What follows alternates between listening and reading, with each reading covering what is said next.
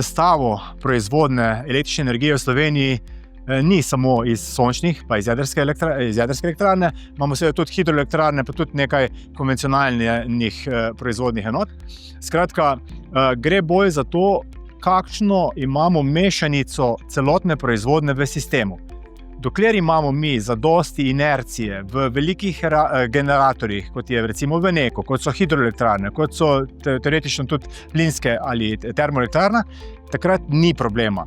Če bi pa obnovljivi viri sami, oziroma viri, ki so kot sonce in veter, sami obratovali in sami držali določene sistemske storitve, potem imamo pa težavo. Tako da tukaj gre za bolj kompleksen problem, ne gre samo za prevlado moči sončnih nad močjo jedrske elektrarne Krško, gre bolj za to mešanico in pa sistemski pogled, kaj dejansko v sistemu imamo in kakšna je ta inercija sistema. Ja, poglejte, dogodki, ki so se zgodili in ki se zagotovo bodo zgodili v Evropi, nam kažejo na to, da bo potrebno poslušati stroko, da bo potrebno postaviti določene standarde, kaj lahko v sistemu obratuje.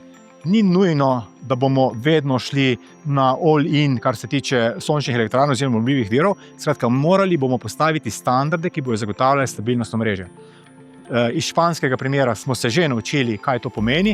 Danes se takšen scenarij več ne odvija v Španiji, kot se je aprila letos. Tako da cela industrija, cel sistem se dejansko uči in dogodki, ki se zgodijo, so vedno tisti lessons learned, ki ga moraš potem poslušati. In tako je v vseh industrijah. V letalski industriji, v jedrski industriji, vedno se iz dogodkov, iz nekih neljubih dogodkov ali pa nesreč se nekaj naučimo in potem postavljamo nove, boljše standarde.